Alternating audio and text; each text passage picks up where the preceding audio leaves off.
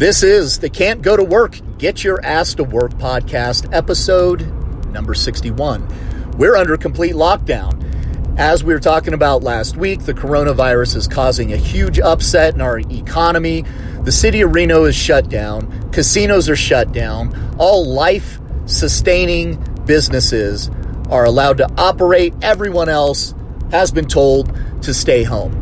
I'm even seeing people push it to the point of I am being told that I shouldn't even be working out at home because I could possibly get injured working out at home.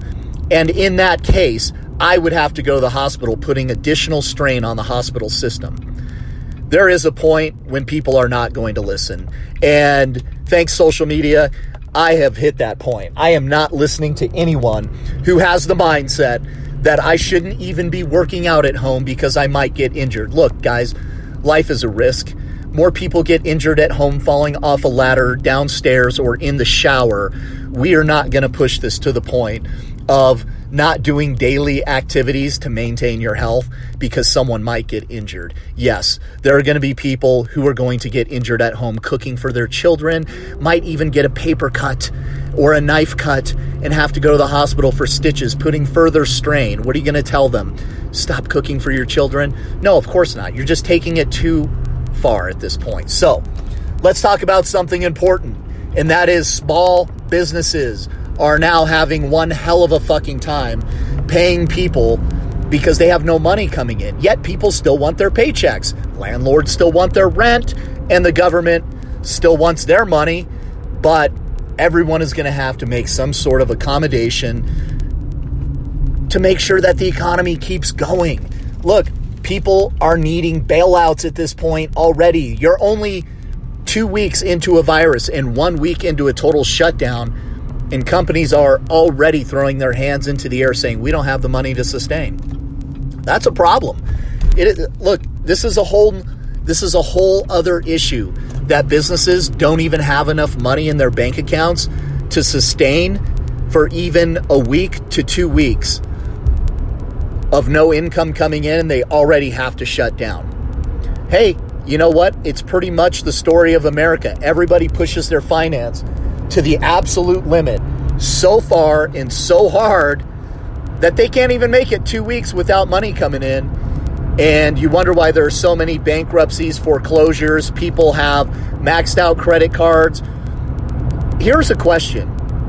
The question is not what's going to happen if all these companies shut down and small businesses can't operate.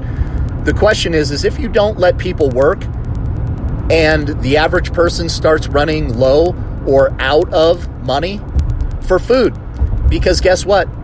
You may not be able to pay your mortgage and you can foreclose on that home after a certain amount of time. But what is going to sustain these people right now if they start to run low on food? And you're worried about this coronavirus where after 2 weeks or 3 weeks or whatever it is. In fact, I think the first case was discovered on January 31st here, and we are 2.5 months later, and we have a total of 200 people dead. I'm not downplaying it, but I'm saying, what kind of chaos do you think is going to happen when people don't have money for food? You're going to wish the coronavirus was the only thing we have to deal with if people start to get desperate. When your neighbor is looking to break into your house to find food and is probably willing at that point to kill people to get whatever they want, you're going to wish the coronavirus was back, and the only thing we had to deal with was the coronavirus taking out 40 or 50,000 people who probably already have pre-existing conditions, because that's who it's killing. I just don't think you can shut down the entire economy as a solution to trying to stop a virus that is going to end up killing some people anyway, because at this point, you're just kicking the can down the road. The virus is not going to disappear overnight, no matter what you shut down. All it is going to do, and it will do a good job of this, is just prolonging the virus.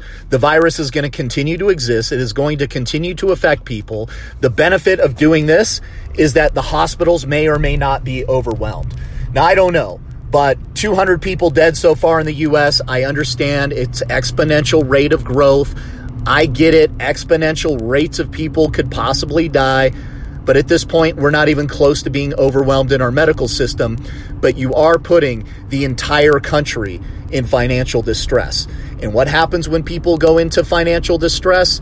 They start committing crimes. And the crimes that they are willing to commit when they do not have resources, such as food, such as electricity, such as water, because all this stuff is starting to get turned off and people don't have money to pay for anything else, do you think we're going to have some other unintended consequences to shutting down an entire economy?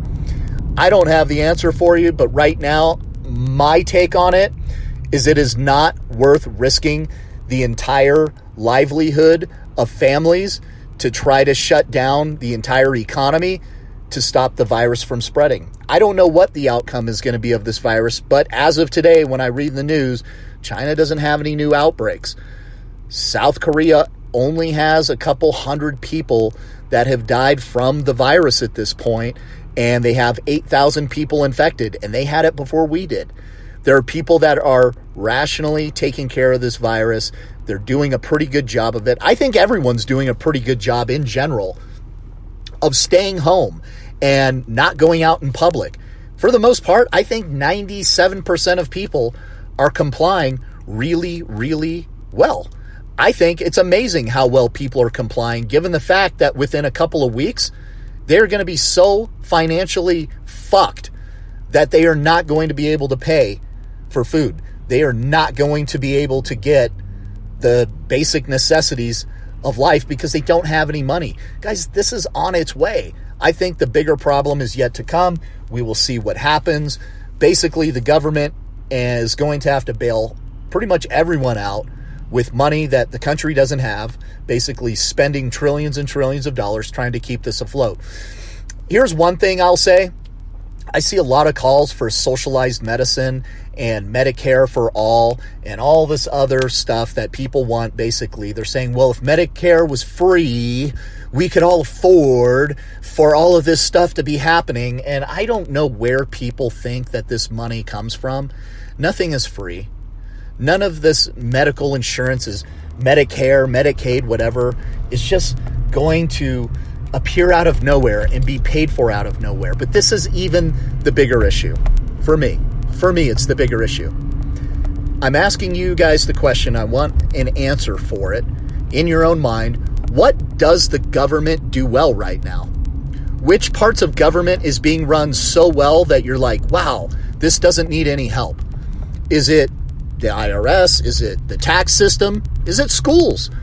Are they doing schools really well? Are our children, like California spends the most on education, but they're ranked like number 43 in the nation?